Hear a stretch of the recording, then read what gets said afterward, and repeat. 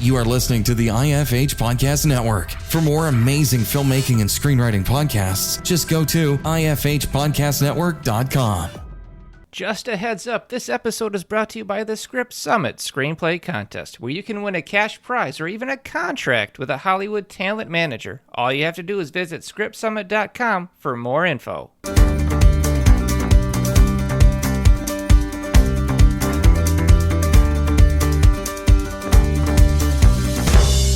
All right, welcome to the Successful Screenwriter Podcast. On this episode, I am joined by a guest host as we analyze and break down a film to discover what works and what doesn't. All right, welcome to the podcast. We are doing episode 4 today of The Wheel of Time. We're going to analyze it. I am, of course, joined with Kristy Leigh Lussier, story analyst and producer. Thanks for being with us. Always excited to be here. All right, I'm going to hit you with this log line and see if I don't mess it up this time. Yeah, let's do it. Moiraine struggles with uncertainty while Lan struggles with their new companion. Rand wanders about Matt. Egwene and Perrin takes their first steps down a different path, and incredible new power is unleashed on the world. Okay, I got to say, as a dyslexic, that was a hard one to read. That was, but you did great. You did great. It was good. Kudos. Oh, thank you. All right, so episode 4, it got me. Got you like how? Yeah, I kind of want to stick around now. I was on the fence. Okay. I was on the fence last episode. I was like, I could walk away, but I'm sticking with it. And this is like, oh, the show has arrived. That's how I'm feeling. What do you think? There's a couple of elements in this episode that it's like, okay, now we're getting to some meat about this series, which is really unique and interesting. I love the introduction of this character, Logline, in the episode, who again pretty iconic in the series, but really we don't actually get the intro that we do on the show in the books with him, so they're diving more into kind of his background and like his presence. Okay. Which is cool because he's actually a liked character. He has his own arc, and so it's really neat to see this character kind of come to the screen. And they're still on they're everybody's split up and they're all kind of going down this path of trying to find each other, and some interesting things happen to each one of them as they're kind of going on this journey. So I want to talk about this Logline guy. Okay. This fellow with the beard and the long hair. Yeah. All right, so I'm really enjoying, again with the twist. They hit you. You go, oh, this guy's gonna be taking out this entire castle. It's pretty awesome, right? Yeah, right. And for some reason, they've nailed the magic visual special effects this time. Like in the pilot, I was like, the magic doesn't seem like it's right. Okay, but with him, the way they're showing it tethered off screen and drawing it in, I was like, okay, that's really cool. And then how he's struggling with the darkness and the voices, I love all that. Right. And then the twist where he's like, maybe I'm a good guy. I was like, oh, that's pretty sick. This is a powerful dude. I like that. And he can create a following, which is impressive to do with this guy. So yes, I like his introduction. I love the fact that he's so powerful that I'm gonna get this name, watch this action, the Aes Sedai. Yay, you got it. Sweet. I'm trying. Are able to hold them down, but they have to work in shifts, which I thought was really fascinating. So they're really building up like, this is a powerful dude, right? Mm-hmm. Yeah. Which is that's kind of one of my favorite aspects of this episode, is that yes, we get a little bit with him in the beginning, and we get to see him channeling. And you see the darkness in the channeling, in that magic, right? And that's essentially what the difference is between men and women channeling in this world, is that there's that darkness in the channeling for the men, which is bad because that's what makes them go crazy. That's what makes them go mad, essentially, right? Is the madness of hearing the voices and hearing the things telling them what to do, which the Aes Sedai don't have that when they channel their side of the one power. And so, but what's really unique that I loved about this episode is the rest of the time, Logline is in that cage. Yeah. And he controls the whole scene every time, because everything is about the mystery behind him, but how Yeah. powerful he is, and he doesn't have to say a word. They're Yeah. that scared of him and that afraid of what he's capable of doing. And I thought that was really cool. That was a really cool thing to kind of bring. No, I thought it was bring great. about. The actor who is portraying Logline has presence. He Yes. has screen Mhm. presence. So, I Right. mean, well casted. You know, you could have cast somebody in that role who doesn't walk onto the screen and own that screen. And then you're, Mhm. oh, we've lost the character. Now we have to rely on makeup and costuming, which Sure. we've Sure. seen in the Yeah. past with villains that don't really sell. So he owns it. It's awesome. And of course you're going, well, this guy's too old to be the Dragon Reborn, according to, like, you know, the text. Even I'm catching on to that stuff. I'm glad they kind of made a hanging lantern of that, where they're like, hey, yeah, so he's too old, just so Yeah. you know. Yeah, the So prophecies say he's we're this not there yet. old, and he was Yeah. so that's kind of what they hang their hat on, is in this finding of who is the real dragon. You know, they're narrowing it down. It's a process of narrowing it down, and you know, yeah, he doesn't check all the boxes. No, he doesn't, but he's obviously strong and powerful. And the fact that he's able to resist the darkness, I thought was really cool, because we haven't seen that yet. Moiraine even gets in his face a little bit about it. She starts clapping back at him, telling him, like, hey, you know, you're pretty powerful, but you're not the guy. And I thought that was Sure. pretty awesome, the way she kind of down dresses him that way. And he Mhm. almost, you know, he takes it as a cocky smirk, like, you don't know me, lady. Yeah. I really did enjoy learning a bit more about. Okay, here's my issue. Okay. There is so much history and lore in these books, is that we end up diving into moments of exposition. Sure. And I'm looking forward to the point in the show where it's established and I don't have to listen to people telling me about history. Right. Like, You don't have to listen to people explain what's happening. I want to be experiencing it. You know, when Yes. I watch like The Mandalorian, I'm not getting a ton of exposition all the time. We understand it's Star Wars, and it's, you know, so I really can't wait for this franchise to be established to the point where I can just sit back, we can get through an episode, and I don't need too much explanation. So I want to ask a question about that, because I brought this up. I spoke at Emerald City Comic Con a couple of weeks ago about the show on a panel for the Wheel of Time. And Awesome. something that I mentioned was, well, we were talking about the aspects of gender and sexuality, LGBT representation in the series. Yeah. Okay. Sure. But something interesting is that there's this kind of element in the fandom where they're thinking that, like, would it be okay if a male isn't the dragon? And would the story still be the same? Because overall, for me, ultimately, at the end of the day, the central conflict of the whole series is the Dragon Reborn is a male, and he's either going to destroy the world or save it. Like, that's it. Oh, I got Right? you. Yeah. And we're at episode 4. We should really already understand that stake. We should already really understand and have a clear idea why it's so important, and there's consequences if we don't figure out who this person is, Right. and get ready prepare them for what's to come.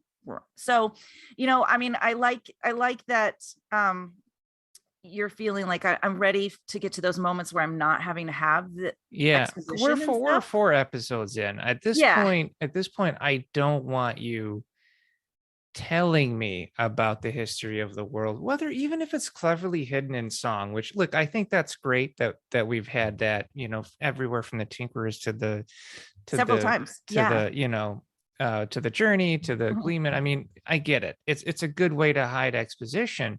But I really just want to sit back and enjoy the journey now. And I understand the need to educate your audience. Like, hey, this is the world, this is what's going on. I get all of that. Right. So I understand clearly, like, dudes wielding magic is bad. I get it. Like, they've hit us over the head with that several times. As far as fandom pushing back on the lore, I think that's going to be in any kind of fandom. People are going to push back on. I mean, Star Wars has its people that believe in gray Jedi, but then hardcore Star Wars guys will go, no, you're either a Sith or you're a Jedi. There's no gray Jedi. And then there's Star Wars fandom that will argue about it. Well, there is, so I get it.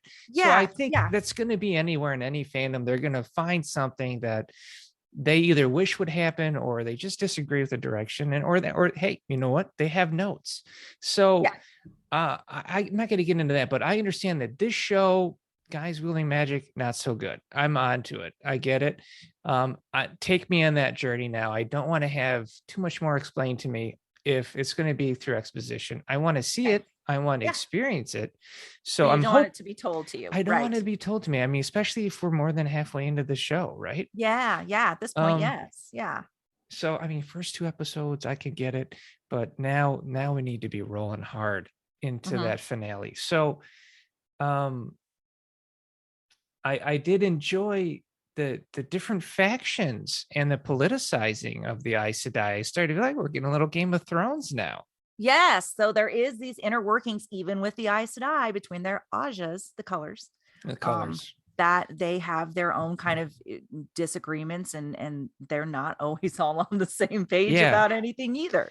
And that kind of conflict is like, when you're working on a script, is like a godsend, because like, okay, now I can spend 2 or 3 scenes with these two just hating each other and putting them in the same room and seeing what happens. For sure. It's perfection. And the actress that they cast as Leandrin, who is the red Aja with the really blonde hair. Yeah. Again, pretty well known in the series, but she has taken this character to a new level of like loving her battle and her headbutting and her conflicting with Moiraine in general. It's pretty awesome. Because the red ones, they're kind of fiery, right? They're kind of aggressive, where the blue ones seem to be a little bit more political, and the green ones, I'm guessing, I'm in between. I don't really have too much info on the green ones so far. So they're known as the battle Aja. Essentially, they're kind of out. They're the soldiers. They're the military. Yeah, so they're kind of nose to the ground, get the job done. So they probably stay out of it. I don't know. All I know is that it was polyamorous. So we talked about that in our panel. All right, we're going there. That's which is known. That's totally known. It's kind of again one of those kind of canon things that is talked about and briefly touched on, but the show really is kind of bringing to light some of these aspects of, we've always known that the Green Aja have multiple warders, pretty much the only Aja that does. Okay. Give or take a couple things. And they do have relationships. They're out in the world together for years and years and years. Like, no, that makes sense to me. The one thing I didn't understand is the connection. Here I am telling you, I don't want any more exposition, but like I need to understand the connection more, because in a show there's rules, right? And the rules of the warders and the Aes Sedai, or the people they protect, it's loose to me, and I don't understand. At one point, Lan is talking to Moiraine, and she's all emotional. He's like, I shouldn't have drank. You get emotional when I drink. And so now I'm wondering, okay, is she drunk because he was drinking? I don't understand how that works. So the bond that Aes Sedai and warders have essentially really is they ultimately kind of become their nervous systems and their sensory systems and every aspect mold into one. So when one feels pain, the other one does. When one feels pleasure, the other one does. So they're not showing that, right? So like Moiraine was poisoned and dying, and this dude's thrown around the horse, and they're riding through the forest. So that's not. Yeah, we've got that was an issue for me. That was a big thing for me, because I knew if Moiraine was that sick, even though Lan is known as probably one of the best, strongest warders in the series, he would still be down. Well, first of all, he's a dude. And as a guy, I can say, when I get a cold, I'm out. I know. Okay. I'm not, I love my wife. I'm not throwing her on a horse. No. We're not riding down to CVS to get some Mucinex. I'm done. Right. You're done. So I respect you, Lan, but we both know if you got a cold, you'd be pretty you're done. Yeah, you're done. So I think the rules there are kind of loose. That's something that I'm hoping that they kind of clean up a little bit as the show develops some more into the second season. Me too. Absolutely. Yeah, I can understand why they had to put Lan there for character development. Sure. But then again, we run into like what we were talking about before, which is story convenience. And when you create a story convenience, you're leading yourself into plot holes. Right. And everybody's going to pick that apart, unfortunately. Sure. All of that being said, I'm still enjoying the show. My girl Nynaeve, I'm so glad that paid off, because I was like, yay! I was like, yay! What is going on here? I had this feeling last week, and you're like, I want this to pay off, and I'm like, okay. Oh yeah, man. She I don't know, man. She drank an extra potion or something. She just went full throttle. Hey guys, I'm just gonna roll a natural 20 and heal everybody. I hope you don't mind. And I was like, that was so awesome. And the way her hair was being thrown about because she has the braid visually, obviously was telling us that she's becoming free of who she was, which I thought, again, awesome visual storytelling. So, and it's her first time to channel like on that level, which is, I mean, there's Aes Sedai that trained for years that don't even get to that. So to see that by the Aes Sedai was holy crap. Yeah, and then even Logline says, a drop in the sun and in the presence of the sun, or whatever he says. He's actually repeating the prophecies there, where it says like, you will know the dragon because these things are seen. And so when she shines like the sun like that, in his mind, he doesn't actually see her weaves, because men can't see women channel and vice versa. Okay. But the light of the energy was bright enough that he felt like, oh my gosh, she could be the dragon. And I think that's the road that they're going at, is they want to explore these avenues of, could it be her? Could it be him? Could it be, But the dragon's got to be a guy, right? I'm going to hold fast to that, and I'm going to get ripped apart about it. All right. But, so there's like, that eliminates the dragon a couple has people. To be a male. Yeah. Well, whatever. So, but shows can divvy from books. I mean, look at, Game of Thrones did a hell of a job, but it definitely led away from the books in certain avenues. So yeah. But I am really glad that it paid off, because if I think about Game of Thrones, there was a plot line they weaved through like 8 seasons where Jaime and Cersei, when they die, he was supposed to strangle her to death. That was woven in from early in the season.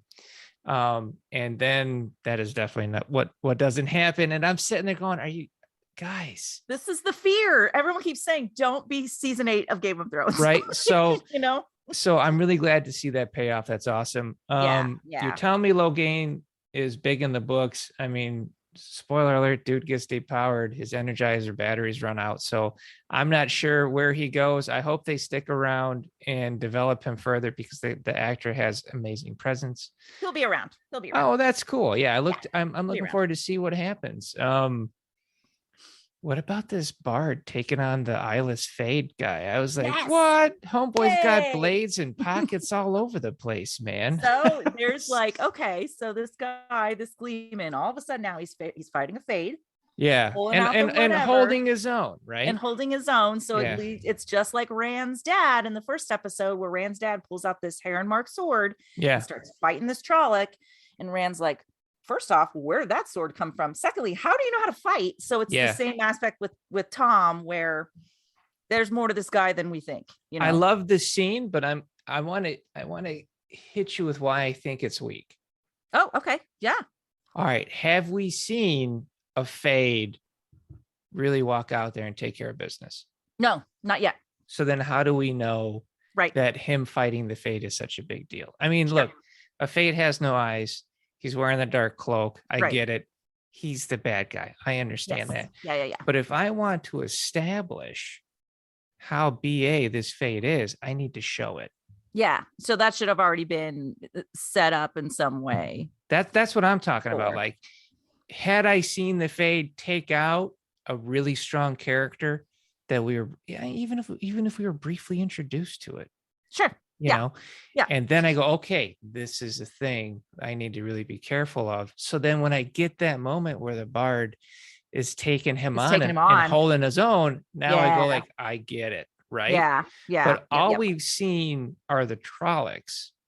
Right. So And then we obviously meet a dark friend in the last episode, but and we meet the again, dark friend, right? Right. So there is an argument to say, well, the Trollocs are so powerful and they work for the Fade. So the Fade is obviously the boss, and the Trollocs are the mini bosses. You can make that argument, but I need to see what the Fade can do. And I haven't seen it, other than the fact that it's great at killing families. Yeah. It's just so sad. I know. Sad. But the way they set that scene up was awesome, because you see Matt, he's got the dagger. Right. He's got that crazy black stuff that is like, I don't know, possessing him or something. It's pretty cool. And so you go, oh my God, dude, Matt just killed this whole family. And it's gotcha. And you go like, well, okay. Yeah. Show got dark. And but then you realize, oh no, it was the Fade that did it. And Matt has the blade, and maybe the blade is protecting him or wants to be drawn to it. We don't know yet. I love open questions. It's great. And then we rolled into that scene. So I thought that was good. Right. Now the visual of the doll was great. Yeah, that was great. Right. That's one of the best ones. Yeah. That visual, she's a proxy for his sisters. Sure. And the sisters represent the goodness and the purity of Matt. So she hands him the doll, and she insists. And that little girl actor was, she was so cute. She's so adorable. The way she was she's making, been active on Twitter, like talking about how excited she was to do the episode. And she's just the sweetest. Great job, kid. Yeah. So she gives him the doll, and then he drops the doll as he's running away, and we hang on the doll. So as he drops the doll, the visual subtext is there's, of course, Matt is walking away, running away from the purity and maybe even the light. We don't know. Right. So I thought that was really cool. That was an awesome visual subtext there. Yeah. So, I mean, I'm looking forward to the next one. What do you got? You got any thoughts for me? No, I'm looking forward to the next one too. I mean, I've seen it. I've watched it, but you and the rest of the world, I'm the only person here that's old school week by week, You're but so good. Good for you. Listen, I was like, I could watch episode 5. Like, I thought about it. I was like, I could roll into it. You can roll into it. But I'm staying pure for everybody listening to the show, so that way it is episode by episode. You get episode a week legit reaction, which is great. Yeah, I'm gonna do the same thing, because I have seen through 5 and 6, but 7 came out today per this recording, and I'm not watching the next 2. I'm gonna wait until you watch them. You're holding up. I'm gonna hold out. Oh, that's sweet. Yeah. That makes me feel better. Although I will tell you, I turn it on and be like, well, there's 2 more episodes out. I'm like, I know everybody else has seen them. I was just sitting there like, it's not my fault that Amazon released like 15 episodes at once, and then we have to sit here and try and catch up to everybody. So I'm doing what I can. Good. All right. So this episode is brought to you by the Script Summit Screenplay Contest, where you can get a chance to win $1,000 cash, or even get represented by a talent manager, which is amazing that Script Summit is able to provide that. Kristy, you've been a part of the summit. I really appreciate everything you've done for it. Do you have any final thoughts on this episode before we sign out? No, I'm just I'm excited for the next one too. Some cool stuff in this one, but bring on 5. I'm ready for it. I think we covered a lot on this episode. I feel good about it. And we will see everybody next week. Thanks for listening. If you enjoyed this episode, please subscribe and share in your social media, where you can tag us at The Successful Screenwriter.